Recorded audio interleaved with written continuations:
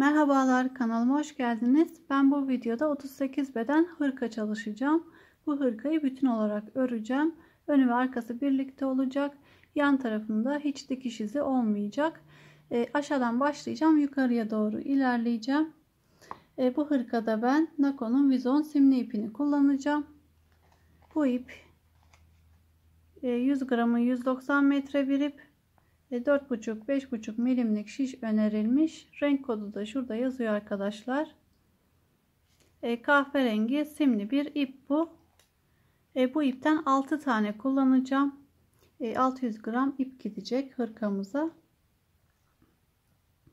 4,5 milimlik misinalı şişim var.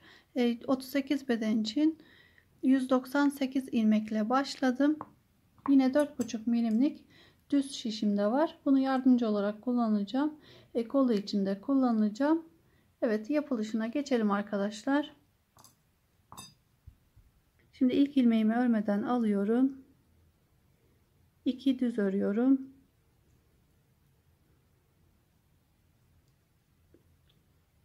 2 ters. 2 düz.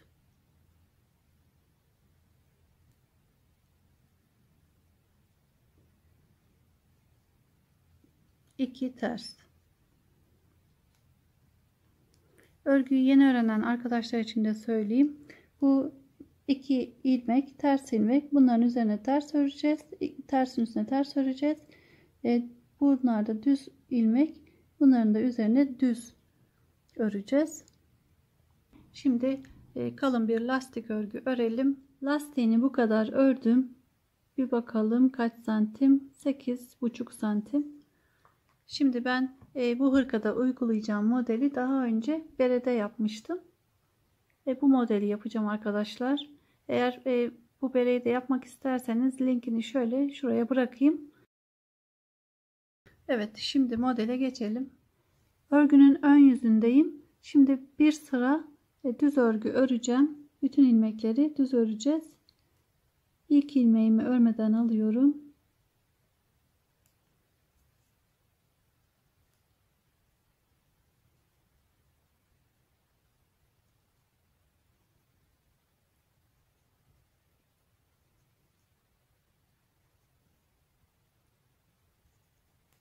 Sıranın sonuna kadar örelim arkadaşlar. Bir sıra düz örgü ördüm. Örgüyü çeviriyorum. Bu sırayı da düz örgü olarak öreceğim.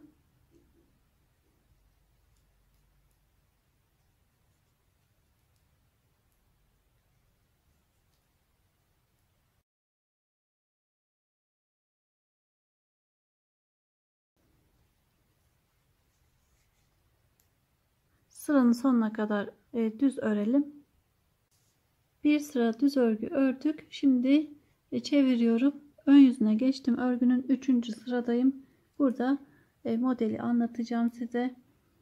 İlk ilmeğimi örmeden alıyorum. Bir ilmek düz örüyorum. İpi öne alacağım. Bu ilmeği örmeden alıyorum ve ipi geriye atıyorum. Bir ilmek düz. İpi öne alıyorum. Bu ilmeği örmüyorum ve ipi geriye atıyorum. Bir ilmek düz. İpi öne aldım. İlmeği örmedim. İpi geriye atıyorum.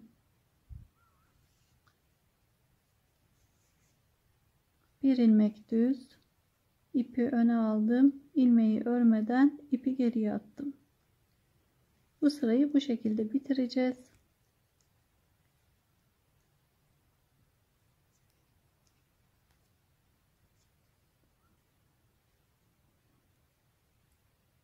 Evet, sırayı bitirelim.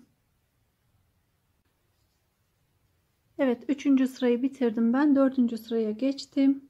Şimdi burada kenar ilmeği örmeden alıyorum. Bakın burada ters ilmek var. Bunu ters öreceğim. Bu örmediğim ilmeği de bakın ipi geriye atıyorum.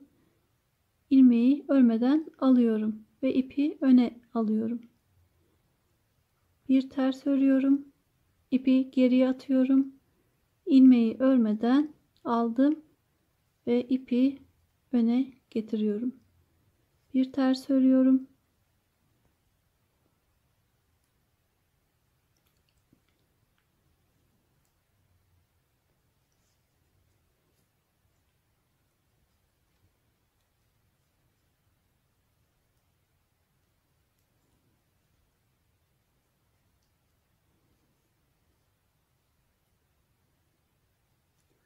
Bu 4. sıra örnekte son sıramız oluyor. 5. sırada başa döneceğiz arkadaşlar.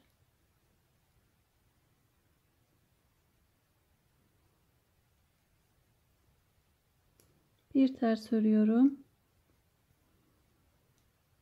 İpi geriye atıyorum. Örmediğim ilmeği örmeden alıyorum.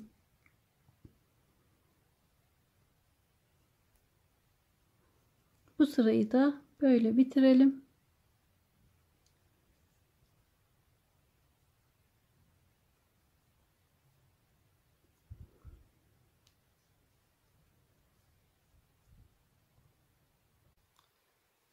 Evet, örgümüz 4 sıradan oluşuyor. 4. sırayı da bitirdik. Şimdi başa dönüyoruz. İlk ilmeğimi örmeden alıyorum ve bir sıra boyunca düz örgü öreceğim. Daha sonra 2. sırada da örgümüzü çevireceğiz ve bir sıra tekrar düz örgü öreceğiz. 3. ve 4. sırada da bu anlattığım şekilde yapacağız arkadaşlar. Bunun dışında başka bir işlemi yok.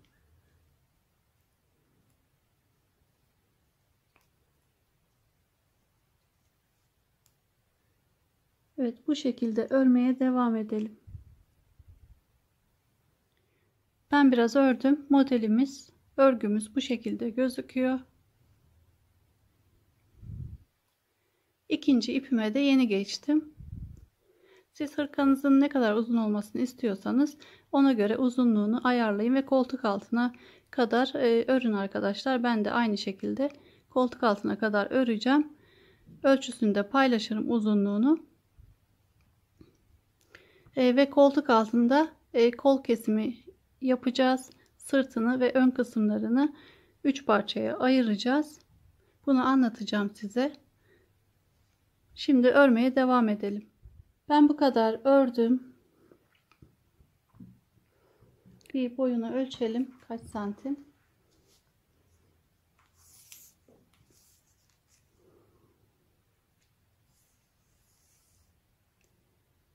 ...45 santim uzunluğunda. Bir de enini ölçelim.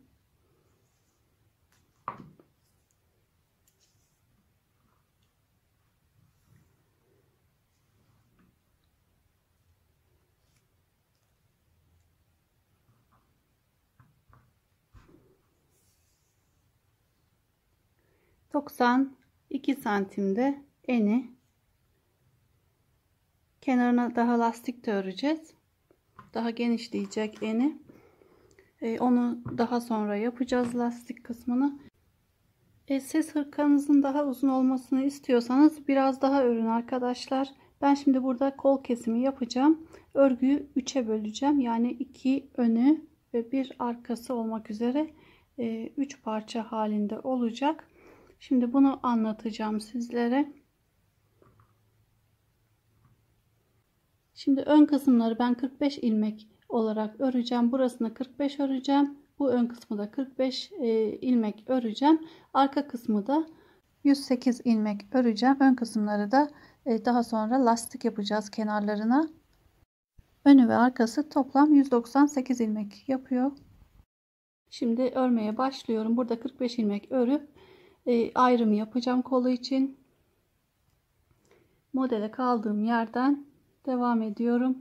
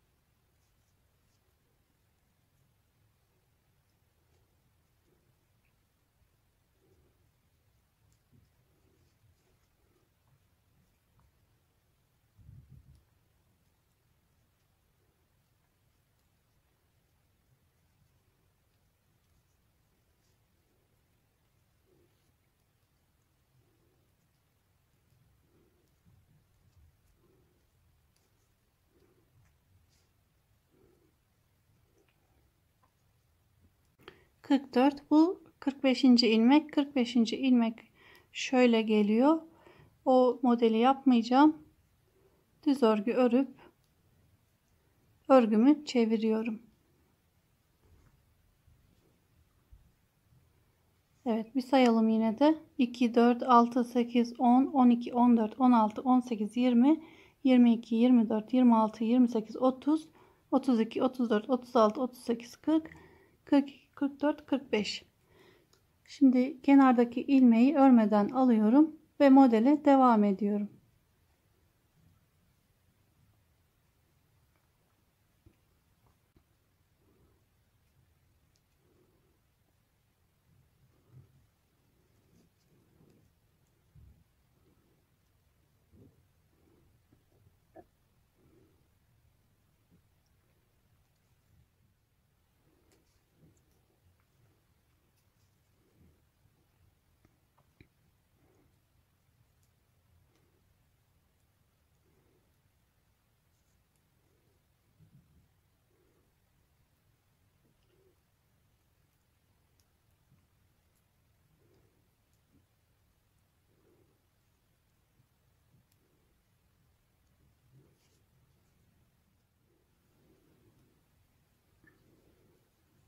Evet, kolu bu şekilde ayırmış olduk.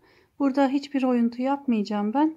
Dümdüz yukarıya doğru öreceğim. Yani modeli uygulayacağım ve örmeye devam edeceğim. Bu tarafta da hiç yani V yaka şeklinde kesinti de yapmayacağım. Kesmeyeceğim yani ilmekleri. Böyle dediğim gibi ilmek 45 ilmeğin tamamını yukarıya doğru öreceğim. Düşük kollu yapacağım ben hırkayı. O yüzden burada hiç oyuntu yapmayacağım. Buradan da kesme işlemi yapmayacağım. 45 ilmeği burada devam edeceğim. Yukarıya doğru kaç santim ördüğümü de sizlerle paylaşırım. Burada yedek 4,5 milimlik şişiniz varsa buradan devam edebilirsiniz onunla. Yedek şişte kullanabilirsiniz. Dediğim gibi bu şekilde daha kolay örürseniz bu ilmekler de burada beklemede kalsın. Önce bu önü bitirelim. Evet, örmeye devam edelim arkadaşlar. Bir önünü ben ördüm. 25 santim uzunluğunda yaptım. Şimdi diğer önü de 45 ilmek öreceğim. Geriye kalan 108 ilmeği de sırt kısmında onları da aynı şekilde 25 santim olana kadar öreceğim. Buradaki ilmekleri de burada bekleteceğim şişte. Sırtını da ördükten sonra birleştireceğim ikisini birlikte. Bunu anlatacağım sizlere. Şimdi bu sırt kısmını ve diğer ön kısmını ayrı ayrı örelim.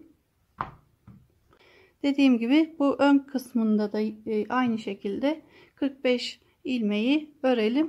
Daha sonra kalan ilmekleri de örelim arkadaşlar.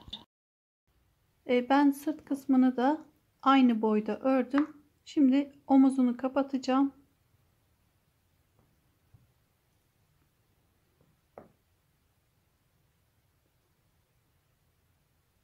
Şöyle çevireyim.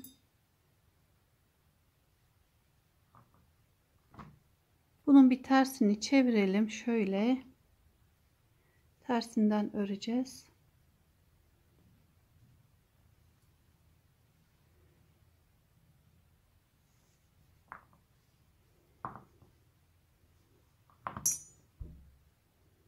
Şimdi iki ilmeği birlikte öreceğim. Bakın bir buradan alıyorum. Bir ilmek de bu taraftan alıyorum. İkisini birlikte öreceğim ve içinden bir tane ilmek çıkarttım. Evet, burada bir ilmeğim var. Bunu buraya alıyorum. Şöyle bakın. Bir tane de buradan alıyorum. Bak, ikisini birlikte aldım. Bir ilmek de buradan alıyorum. Şu 3 ilmeği şimdi birlikte çıkartacağım. Bakın. 1, 2 ve 3. Bu ilmeği böyle alıyorum. Buradan bir ilmek, buradan da bir ilmek alıyorum. İlmeklerin üçünü birlikte çıkartıyorum. 1, Burada da 2 ilmeğim var. 3. Bu ilmeği böyle alıyorum. Bir ilmek alıyorum. Öbür şişten de bir ilmek aldım. Ve bunları hepsini birden çıkartıyorum.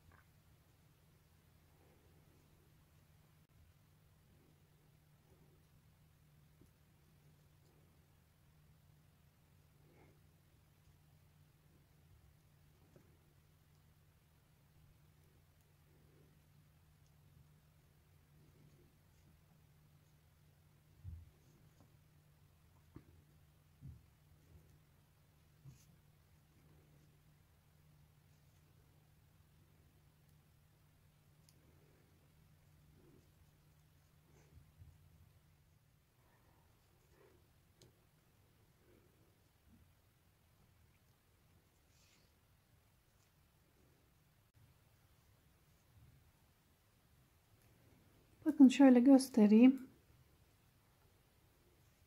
Omuzumuz bu şekilde kapanıyor. Şöyle. Gayet düzgün oluyor arkadaşlar. Bunu 45 ilmeği tamamını bu şekilde kapatalım.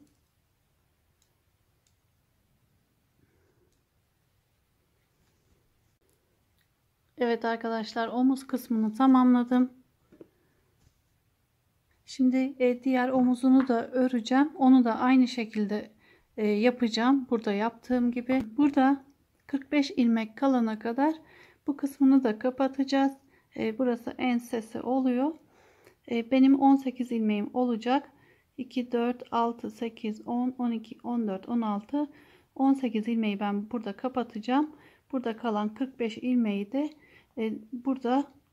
buradaki gibi aynı uzunlukta örüp kapatacağım. Şimdi bu ensesini de 18 ilmeği kapatalım. 1, 2, 3,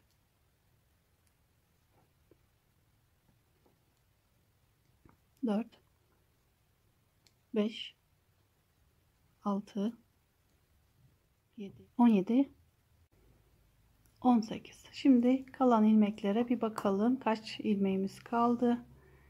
2, 2, 4, 6, 8, 10, 12, 14, 16, 18, 20, 22, 24, 26, 28, 30, 32, 34, 36, 38, 40, 42, 44, 46. Bir ilmek daha kesiyorum. 45 ilmeğim kaldı burada. Şimdi bu ilmekleri şişte bekleteceğim. Bu sol kısmı da aynı uzunlukta örüp burada yaptığım gibi örgüyü kapatacağım, omuzunu.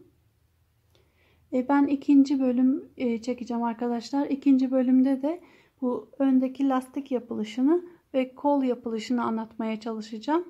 Beni izlediğiniz için teşekkür ederim. İkinci videoda görüşmek üzere. Hoşça kalın.